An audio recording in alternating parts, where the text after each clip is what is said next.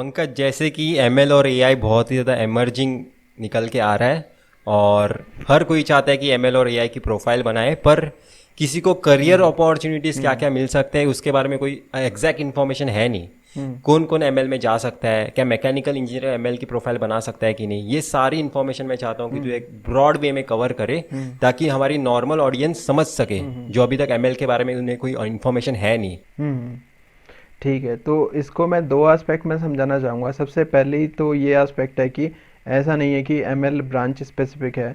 देखो, सीएस वालों का बैकग्राउंड थोड़ा कोडिंग स्पेसिफिक होता है, उन्हें थोड़ा सीएस के फंडामेंटल की नॉलेज होती है, इसीलिए उनको थोड़ा आसान पड़ता है। लेकिन अगर किसी दूसरी ब्रांच का भी वही सारी स्किल्स गेन कर ले, जैसे सॉफ्टवेयर इंजीनियरिंग में होता है कि कई नॉन सीएस वाले भी सॉफ्टवेयर इंजीनियरिंग में अच्छी अच्छी जॉब्स करते हैं, तो सेम एमएल का है। अगर आप एमएल के लिए जो स्किल्स रिक्वायर्ड हैं वो गेन कर सकें, जो उसकी कोडिंग रिक्वायरमेंट है, जो उसकी थियोरेटिकल अंडरस्टैंडिंग की रिक्वायरमेंट है, जो उसकी मैथमेटिकल रिक्वायरमेंट है, वो आप सेटिस्फाई कर पाएँ, तो आप एमएल में करियर बना सकते हैं इरिस्पेक्टिव ऑफ योर ब्रांचेस। हालांकि कुछ कंपनीज़ का बायस होता है कि उनको सीएस या ऐसे ब्रांचेस का ही चाहिए, तो वो कुछ कंपनीज़ का एक्सेप्शन हम मान सकते हैं, लेकिन जनरली नहीं होता, हम ये कह सकते हैं। और दूसरा ये एस्पेक्ट है कि अगर आप एमएल को अपने ही डोमेन में अप्लाई करना चाहें, फॉर एग्जांपल आप केमिकल इंजीनियरिंग से हो, आप मैकेनिकल इंजीनियरिंग से हो, आप कोई प्रॉब्लम सॉल्व करने के लिए कोई एग्जिस्टिंग टेक्निक यूज़ कर रहे हो अभी तक, लेकिन आप एमएल का यूज़ करके रिजल्ट्स को और इम्प्रूव कर पाओ। आईआईटी बॉम्बे में कई प्रोफेसर्स हैं जो फिज़िक्स में हैं, मैकेनिकल में है और मेटलर्जी में है, वो अपनी रिसर्च में एमएल को इंट्रोड्यूस करके अपने जो करंट रिजल्ट्स हैं या state of the art current results हैं उनको पुश करके उनको इम्प्रूव करते हैं। तो ये दो एस्पेक्ट हैं, एक तो या आप बेसिकली जो एमएल का मेन फील्ड है उसी में चले जाओ, या फिर एमएल की जो एप्लीकेशंस हैं, एमएल के जो यूज़ केसेस हैं, वो अपने डोमेन में लेके आओ। तो ऐसे ऐसे करके आप बना सकते हैं आगे चल के कैरियर अपॉर्चुनिटीज़। और अभी ऐसा है कि कई कंपनीज ऐसा एक्सप्लोर कर रही है आइडिया कि एमएल को हम कैसे यूज़ कर सकते हैं अपने फ़ायदे के लिए। तो वो एक्सप्लोरेशन के चक्कर में उन्हें चाहिए होता है, डेटा साइंस टीम चाहिए होती है, एमएल रिसर्च इंजीनियर्स चाहिए होते हैं। तो हो सकता है कि उनकी प्रॉब्लम ऐसी हो जो आपकी ब्रांच के स्पेसिफिक हो। जैसे कई कंपनी है अभी, KLA Tencor है, माइक्रोन टेक्नोलॉजीज़ है, ये बेसिकली सेमीकंडक्टर कंपनीज है, लेकिन इनको भी अपना डेटा साइंस टीम चाहिए। तो अगर आपका बैकग्राउंड इसी चीज़ में होगा, सेमीकंडक्टर इंडस्ट्री या फिर कोई मैकेनिकल की मैन्युफैक्चरिंग वाली होगी, आप उनको मैन्युफैक्चरिंग में एमएल को इंट्रोड्यूस करवाना होगा, उससे अपनी क्या जो एफिशिएंसी बढ़ानी होगी या अपनी परफॉर्मेंस बढ़ानी होगी। तो आपका बैकग्राउंड अगर उसी में पहले से थोड़ा सा बहुत है, तो आपको हो सकता है कि वहाँ पे प्रेफरेंस मिल जाए इन कंपैरिजन टू नॉर्मल जिसका बैकग्राउंड नहीं है। से हम देख और सकते हैं इसको। एमएल और एआई में भी काफ़ी लोग डिफरेंशिएट नहीं कर पाते हैं। लोगों को लगता है कि एमएल और एआई दो कम्प्लीटली डिफरेंट ब्रांचेस हैं, स्पेशलाइजेशन है, तो हमें एमएल में जाना है या फिर एआई में जाना है। मतलब काफ़ी कन्फ्यूजन है नॉर्मल ऑडियंस में, और मुझे नहीं लगता अभी तक इसका प्रॉपर अगर किसी को आंसर चाहिए होगा तो पूरा का पूरा कोर्स देखना पड़ेगा एनपीटीएल का, तब जाके वो समझ में आएगा। तो मैं चाहता हूँ कि तू एक आसान लैंग्वेज में समझाए कि एमएल किस तरीके से एआई से रिलेटेड है। हम्म।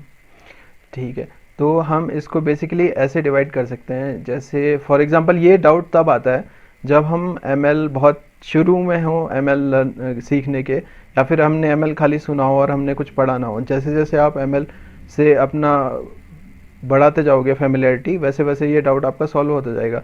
बेसिकली अगर सिंपल टर्म्स में बोले तो ये कैटेगरी है, सबसे ऊपर की जो टॉप की जनरल डोमेन कह सकते हैं हम, सबसे टॉप कैटेगरी वो आर्टिफिशियल इंटेलिजेंस है।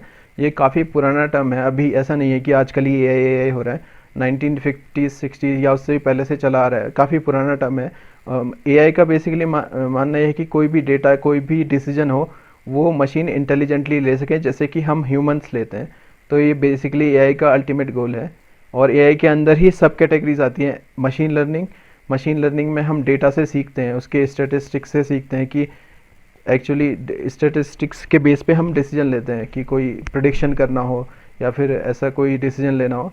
और डीप लर्निंग में हम बेसिकली ह्यूमन के ब्रेन को मिमिक करने की कोशिश करते हैं। ह्यूमन के नर्वस सिस्टम की बेसिक यूनिट होती है उसको न्यूरॉन बोलते हैं। सिमिलरली डीप लर्निंग में भी एक न्यूरॉन का कॉन्सेप्ट होता है। बहुत सारे न्यूरॉन को एक साथ लेयर बाय लेयर हम ऐड करते जाएंगे तो डीप हो जाता है, तो उसको डीप लर्निंग बोल देते हैं। तो ऐसे ही सिंपल टर्मिनोलॉजीज हैं, जैसे जैसे आप एमएल के फील्ड से फेमिलियर होते जाएंगे ये कन्फ्यूजन्स आपके दूर होते जाएंगे। जैसे एक एग्जांपल देता हूँ, अगर हम एआई को बोलें साइंस, ठीक है, तो मशीन लर्निंग को हम बोल सकते हैं केमिस्ट्री, और डीप लर्निंग को बोल सकते हैं ऑर्गेनिक केमिस्ट्री, ठीक है, साइंस एक बहुत बड़ा फील्ड है, उसके अंदर बहुत कुछ है। उसके अंदर एक छोटी सी चीज़ आती है केमिस्ट्री, केमिस्ट्री के अंदर फिर से सब पार्ट हो जाते हैं, ऑर्गेनिक केमिस्ट्री, इनऑर्गेनिक केमिस्ट्री, ये वो। ठीक है, वैसे ही सबसे बड़ा आउटर जो सबसे बड़ा वो है एआई। उसके एक सब पार्ट आता है मशीन लर्निंग, उसके अंदर आता है डीप लर्निंग।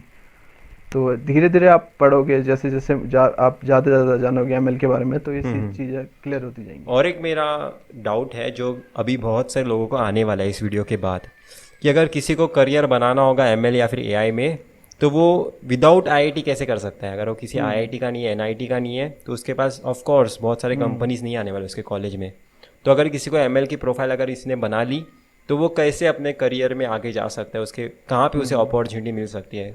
ऑफ कोर्स तुझे शायद से पता नहीं होगा, पर जितना तुझे पता है उतना मैं चाहता हूँ तू लोगों को बताए।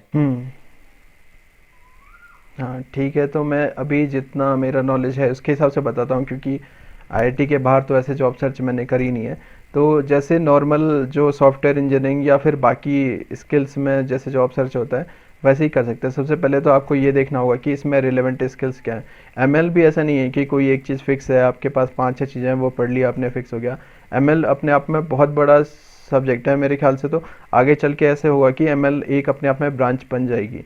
तो बहुत ऐसा हो रहा है आईआईटीज़ में जितने भी हैं, हर कोई अपना बीटेक खोला, पूरा का पूरा बीटेक कोर्स एमएल पे हो रहा है। एमटेक तो कई जगह होता ही है, आईआईटी बॉम्बे में भी आप देखोगे तो एक नया सेंटर खुल गया आर्टिफिशियल इंटेलिजेंस का। तो एमएल एक बहुत बड़ा डोमेन है जिसको कवर करना इतना आसान नहीं है। एमएल के अंदर कंप्यूटर विजन आता है, नेचुरल लैंग्वेज प्रोसेसिंग आता है, स्पीच प्रोसेसिंग आता है। तो सबसे पहले तो आपको एक जेनेरिक आइडिया लेना, बेसिक एमएल का आइडिया लेना पड़ेगा कि एमएल है क्या। फिर उसके बाद आप देखो कि आपको किस में इंटरेस्ट है। कई लोगों को इमेज प्रोसेसिंग वाले फील्ड में इंटरेस्ट होता है, कई लोगों को टेक्स्ट वाले में इंटरेस्ट होता है, कई लोगों को स्पीच में काम करने में मज़ा आता है।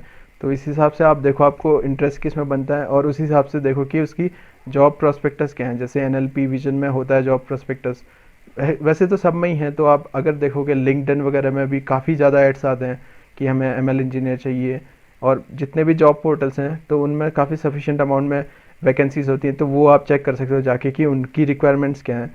तो उनकी रिक्वायरमेंट्स के हिसाब से और अपने इंटरेस्ट के हिसाब से बेस्ट मैच करो और वो स्किल्स गेन करने की कोशिश करो। तो स्किल तो आप एमएल में बहुत कुछ सीख सकते हो, लेकिन जॉब के प्रोस्पेक्टस से देखोगे तो आप कंपनी की रिक्वायरमेंट भी देखो, अपना इंटरेस्ट भी देखो, जहाँ पे इंटरसेक्शन है वहाँ पे अपना फोकस रखो। तो ये रास्ता तो बहुत कम लोग ही अपनाएंगे, पर मेजोरिटी जो होगी हमारी ऑडियंस वो होगी गेट वाली। तो जो आईआईटीज़ में जाएंगे, तो आईआईटीज़ में जाने के बाद अगर किसी ने 1-2 कोर्स ले लिए एमएल के, तो क्या उसके प्लेसमेंट्स कंफर्म हो जाएंगे एमएल प्रोफाइल के लिए? ये मैं जानना चाहता हूँ, क्योंकि लोगों को पता ही नहीं है कि स्किल्स क्या चाहिए होते हैं, प्री रिक्विजिट क्या है एमएल की। तो वो सारी चीज़ें मैं चाहता हूँ, तो ये बातें इन डेप्थ करें थोड़ी।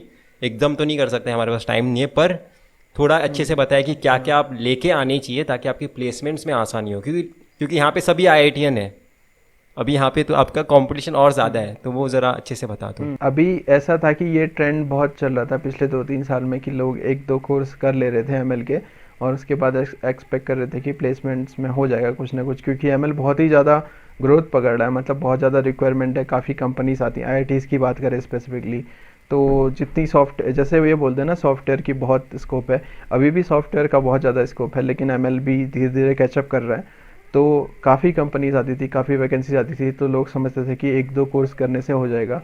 लेकिन फ़िलहाल तो हमने ये वाला प्लेसमेंट सेशन देखा 2020, ये तो थोड़ा बहुत सारी सिचुएशन थी और भी एक्सटर्नल कोविड ये सब वगैरह, तो इससे तो काफ़ी इम्पैक्ट हुआ है। लेकिन धीरे धीरे ये हो रहा है कि काफ़ी लोग एमएल कर रहे हैं, तो फिर सबका तो नहीं हो पाएगा ना। तो आपको स्पेसिफिक प्रोफाइल बनानी पड़ेगी और अच्छे प्रोजेक्ट्स करने पड़ेंगे। सिर्फ 1-2 कोर्सेज से हो पाना अब बहुत मुश्किल रह गया। आप शॉर्ट लिस्ट हो जाओगे आप, लेकिन इंटरव्यू में बहुत अच्छे से ग्रिल करते हैं। जब तक आपको पूरा बेसिक फंडामेंटल से लेके ऊपर तक अंडरस्टैंडिंग नहीं होगी आपकी एमएल में, तब आपको दिक्कत हो सकती है।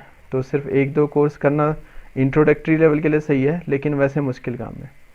तो आपको पूरी इन डेप्थ अंडरस्टैंडिंग चाहिए, आपको अच्छे प्रोजेक्ट चाहिए, तभी आप बोल सकते हो कि आपकी एमएल में प्रोफाइल है और आपका अच्छा चांस है प्लेसमेंट के लिए। वैसे छोटे मोटे प्लेसमेंट जो स्टार्टअप वगैरह हैं उनमें चांसेस हैं, लेकिन आपको अच्छी कंपनी में चाहिए तो आपको अच्छे से प्रिपरेशन करनी पड़ेगी, इवन इन आईआईटीज़।